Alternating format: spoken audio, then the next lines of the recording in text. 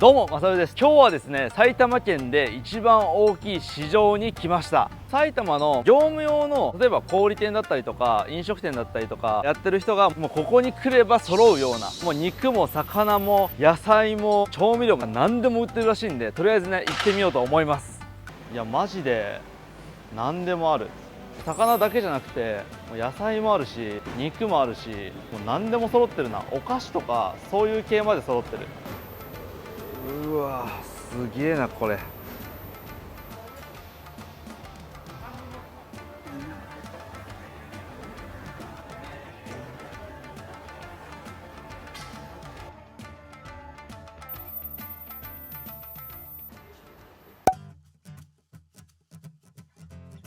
この長いなんか大きいやつをなるべく。大きいの、こういうの、こういうの。あ、そうですね。それとこの長いのとか。長いの伸びてんだよ。伸びてるだけですか？そういうのも。ああ、縮むのか。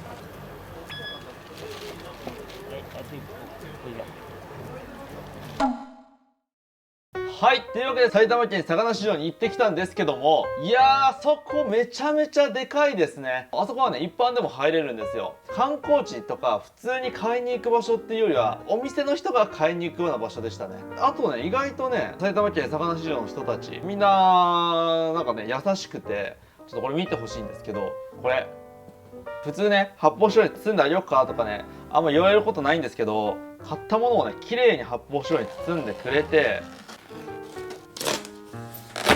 こんな感じで綺麗に積んでくれてまして、しかも車置いてるところまで店員さんがね持ってってくれたんですよね。すごいよね。ちょっと感動しました。そんなサービスあるんや。で、独特な雰囲気でちょっと話しかけづらいなみたいな感じもあったんですけども、結構市場によっては話しかけても結構不愛想なこととかもあるんですけど、めちゃめちゃねみんな気さくでねびっくりしました。もしねこういう市場動画見てね、俺も市場に魚を買いに行くぞってなった人は、これだけ一つ覚えておいてほしいのが、海産物って小売りしてないんですよ。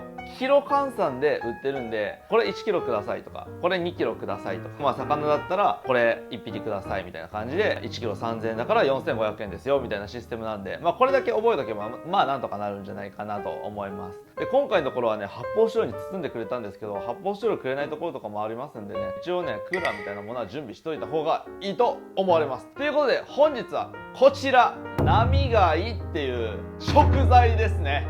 で、ナミガイの観察に移る前に魚豆知識一つ披露しましょう。魚って言ってもね、地方によってさ方言名の呼び名があったりだとか、同じ魚でもいろんな呼び名が日本中にあるわけですね。その中でこれをもう日本では正しい名前としましょうっていうのが標準和名っていうんですよ。今回ナミガイって言ったのは標準和名がナミガイなんですね。ただ市場とか魚屋さんとか、寿司屋さんで出るときは確実に白ミルガイっていう名前で出てます。じゃあ白ミルガイって白がいるんやったら他の色もいるんかいっています。通称ミルガイって言われてる貝で、標準和名はミルクイって言うんですけど、これがねでっかい白い男性器みたいじゃないですか。それに対してミルガイはね、ものすごい黒ずんだ単焦の男性器みたいな見た目をしております。で、そのミルガイがあまりにも美味しくて高価になりすぎた結果、その代用品として出てきたのが白ミルガイですね。なんでね、ミルガイよりも白ミルガイの方が味が劣って香りもねちょっときつめだと言われております。そんな感じで正式名称はナミガイなのに白ミルガイって呼称されてるんですけども、これはね水産地のねあるあるですね。標準和名のまんま売っても魚って売れないんですよ。で、売れないから馴染み深い名前をつけて売られてますよね。ホンビノス貝とかもねちょっと前にね大繁殖してめちゃめちゃ流通に乗ってたんですけども、ホンビノス貝って言われてもさ、何それ誰が食べるんって思うやん、知らん人からしたらね。最近はもう有名になってきたけど、最初の頃はねなんと白ハマグリっていう名前でね売られてたんですよ。一時期ねそんなん言うたらハマグリと勘違いして買ってしまうじゃんみたいな感じで批判があって、最近は白ハマグリっていう名前見ることはなくなってきましたけども、そんな感じでですね、これあるあるでございます。島のいろんな魚とかもな面白い名前にして売れるようにしたいね。それはさておき、そろそろね長いね話が観察していきましょう。はい、というわけで白ミル貝取り出していきましょう。ちょっと弱ってるんで伸びてますね。お亡くなりになってるかも。いや生きてるわ。ちなみに5匹買ってきました。はい、というわけで観察していきましょう。これ生きてるか白ミル貝。めっちゃしぼんでんな。こちらが白ミル貝ですね。足と思われがちなんですけど、これ水管なんですね。長い水管が特徴的な貝なんですけども、こちらの貝はですね、泥地に生息してまして、こっから先以外は砂の中に埋まって基本的に生活してます。ここは水管の先なんですけども、ここからですね、海中を漂うプランクトンを食べて生きております。まあ排泄はどうなんだろうな。なんかここにケツっぽいところがあるけど、これはケツなのかどうかはちょっと分かりません。二枚貝から体が飛び出してるっていうのは衝撃的すぎて、普通さ貝の中に身が閉じ込まるじゃん。飛び出てるっていうのは衝撃だったんだけど、今の生態を考えれば当然といえば当然ですよね。だって砂の中50センチとかにね埋まれてるんで、外敵から身を守る必要性がありませんからね。で外敵から身を守る必要性がないと、殻から身が出ても襲われる危険性がないんですね。だから一回多分掘り起こされてしまったら、もうこいつは一瞬で魚たちに食い殺されるでしょうね。明らかに男性器にしか見えないスイカの部分の感触なんですけども、感触はねこれかかとみたいな感触してますね。ちょっとザラザラしてるかかとって感じです。でこれザラザラするのはおそらく砂に潜りやすいようにザラザラしてるんだと思います。ツルツルしてたら砂の中潜れませんからね。そして今日はなんともう一品買っております。じゃん、アケビです。俺が生まれた山口県にもアケビは売られてなかったし、沖永良部島にもアケビは生えてませんので、人生で初めてアケビを見ました。これめちゃめちゃ楽しみなんだけど、ミル貝と一緒に食べようと思います。ミル貝はですね、これやっぱ殻が閉じてないんでさばくのは簡単です。貝柱を殻に沿って切っていくだけですね。で中身ほとんど水分なんでめっちゃ水分出ていきます。貝柱どこだ？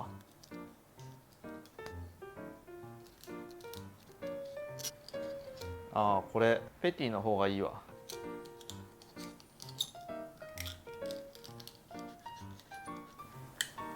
なるほど、そんな感じか。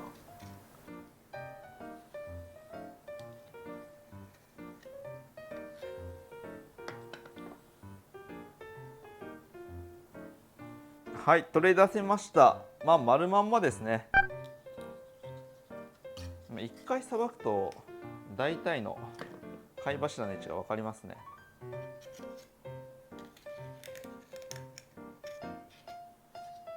はい、今度は綺麗に取れました。今じゃ3匹目ですね。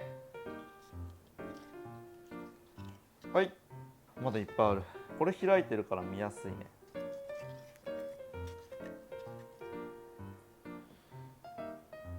ちょっとこれ死んじゃってるんですけど大丈夫かな。まだ死んで数時間も経ってないはずなんで、いけるでしょう。 OK です。そしたらですね、この水管とここに肝があるので、肝とここの部分をね外していきます。肝のところにエラがありますから、このエラをね切っていきます。エラも食べれるとは思いますけど、基本的には取るそうですね。この水の出口硬いんで切っていきます。これの繰り返しですね。あ、死んでるけど傷んでないわ。でこうエラ取って、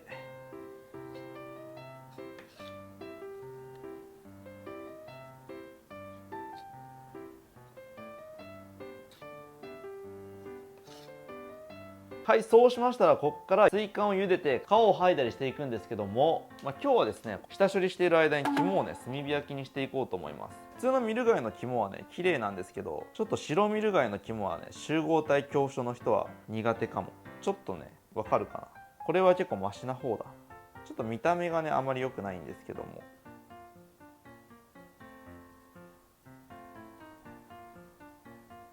ね、これフォアグラみたいでめっちゃ美味しそうじゃない？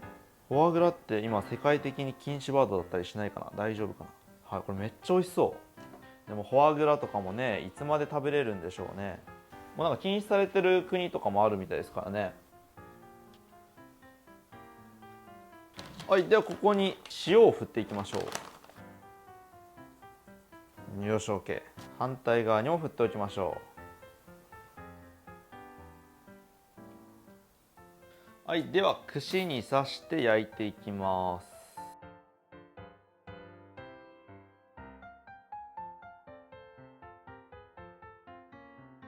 いやこれ絶対美味しいでしょう。よし OK。 はい、というわけで外に来たんですけども、あいにくの雨でございますので、軒の下でね炭火焼きをしていこうかなと思います。ということでこちら準備しました。やっぱ炭火で焼いた方が余分な水分とか抜けてね美味しいんですよね。チャカー。はい、そしたらですね火がつくまで待っていきましょう。いやー、火もいい感じになってきておりますよ。はい、というわけで火がいい感じになってきましたので焼いていきましょ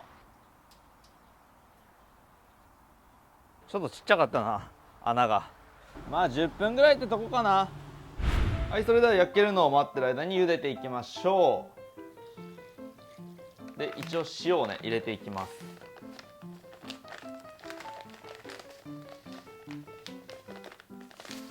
ではセット。着火。はい、では入れていきましょう。ドン。軽く火を通すだけでいいですね。よし、いい感じです。はい、お湯から取り出しましたんでちょっと冷ましていきましょう。熱いですし。はい、そしたら皮を剥がしていきます。熱っ熱っ。では行きましょう。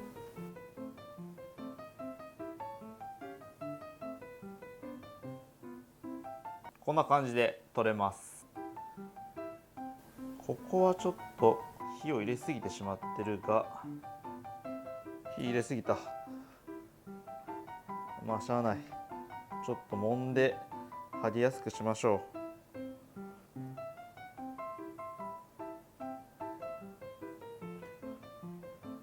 もう剥ぐシーン皆さんいいでしょうが一応撮影しておきます。はい、完成ですね。でこの皮はね一応可食部位ではありません。さてではこっから水管なんで水管じゃない部分外しますね。ここもね食べれます。でこのね表面の部分がね食感が悪いらしく、こうやってすいて取った方が美味しく食べられるようですね。ここそんな美味しくないのかな。でもなんか普通に美味しいけどね。普通に美味しいから外さずにいきます。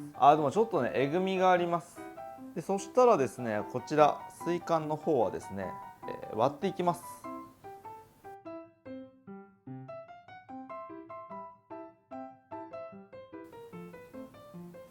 でこれね割りますと中身がヌルヌルしてるんで、ヌルヌルが気になる方はね是非ねヌルヌル取った方がいいと思うんですけども、めんどくさいんで取りません。ヌルヌル取るときは普通に水道水で洗ってください。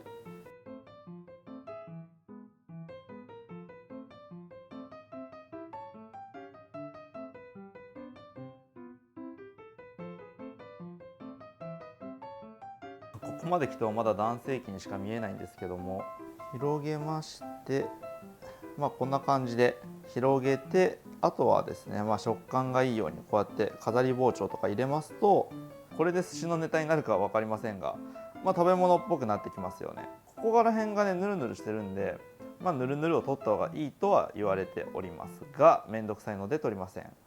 なぜそんないろいろと面倒くさがってるのかと言いますと、肝がねもう焼けてしまったんですよ。早く肝が食べたいんで今調理急いでおります。白ミル貝高いですからね、 1kg2500 円しますから、この5種で 3,4,000円してますから、余すとこなくしっかり食べないとねもったいないですから。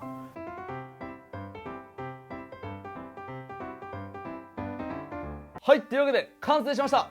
いただきます。いやー、なかなかグロテスクな見た目の貝でございますが、これめちゃめちゃ美味しそうになっております。はい、じゃあ肝からいただきます。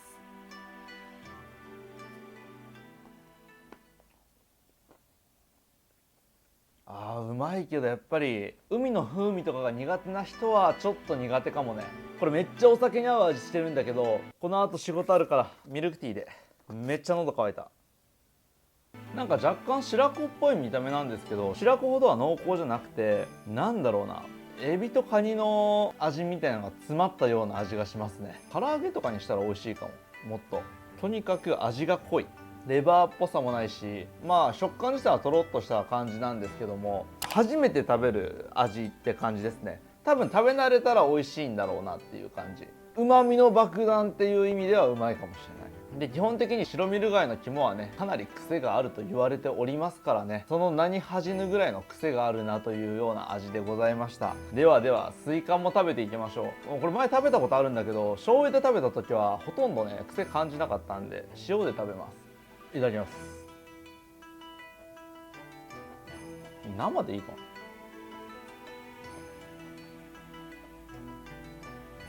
若干海っぽい香りがするかって言われたらまあするけど、あんま気にならないですね。ほとんどの人気にならないんじゃないかなレベルですね。まあちなみに癖がないって言われてるミル貝はまあ白ミル貝の2倍ぐらいの値段で取引されてるんですけども、まあ、2倍で取引されてるからって、まあ、2倍の味がするわけじゃなくて、ミル貝は全然また違う味なんですけども、全然めちゃくちゃ美味しいです。白ミル貝うまい。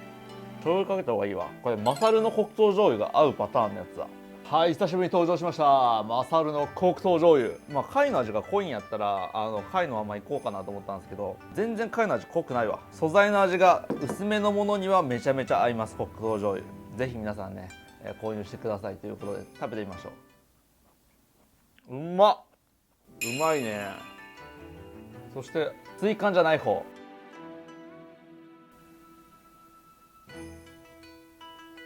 なんか水管じゃない方は食感が悪いですね。もちもちの貝の上にドロッとしたあん肝みたいなのが乗ってるって感じ。確かにこのドロッとした部分は外した方が美味しいね。皆さんね、見た目でねちょっとね小バカにしてると思いますけども、白ミル貝めちゃめちゃ高級ですし、めちゃめちゃ美味しいです。さて皆さんもう忘れてるでしょう。アケビ取り行ってみたいな。山菜採りとかもね行ってみたいんですけど、初めてのアケビです。うわ、アケビですよ。うわー、初めて見た。どんな味がするんやろ。種吐き出すんか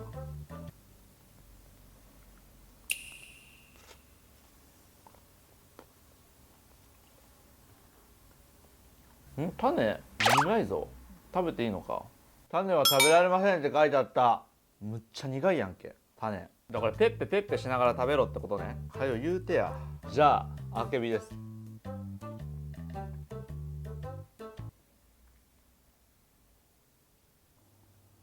気持ち悪いだろうから透明にするけど、むっちゃ種入ってんな。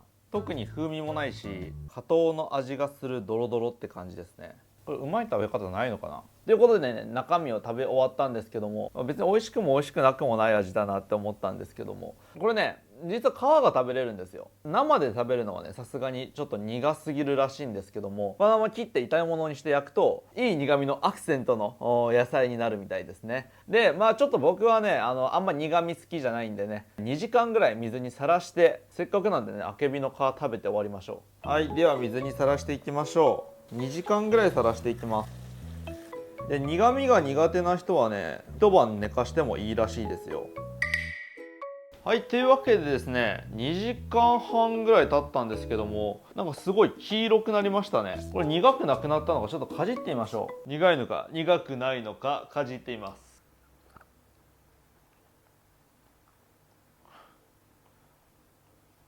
苦い。なんかな、ゴーヤとかの苦さやと思ってたんですけど、錠剤を噛み砕いてしまった時の苦さや。すごい不愉快な苦さですね。こんな苦いものが焼いて食べられてるなんて信じられないんですけども、ごま油と塩で焼いていこうと思います。これ美味しくなんのか、一晩やった方が絶対良かった。でも時間がない。やってみよう。これちょっとね分かりづらいかもしれないんですけども、黄色いね、もうなんか苦味成分みたいなのがね溶け出してるんですね。なんかゴーヤとかピーマンとか苦いって言われてるものよりも全然苦い。びっくりした。マジで薬です。さてだいぶ苦いですが、切って料理をしていきましょう。でも待って、断面はめっちゃ美味しそう。なんか今までね食材を使ってきて火入れたら苦くなくなるとかいう食材はあんまりないです。ただね、さっき苦味成分が水に溶け出してたんで水溶性の苦味ではあるはずなんで、長時間茹でてれば普通に食べれるようになるんじゃないかなって食材ですね。これ焼いていきますよ。やっぱごま油と塩コショウにします。まずごま油、火をつける。そしてアケビの皮をぶち込む。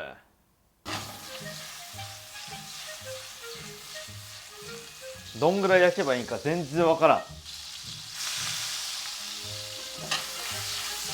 さすがに苦そうなんで味付けします。鶏ガラ、料理酒、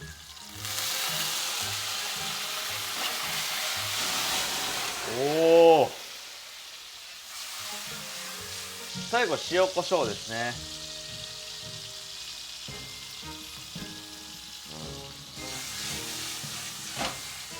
さてこれを味見してみましょう。うわ絶対苦い、絶対苦いよ。食べてみます。怖っ。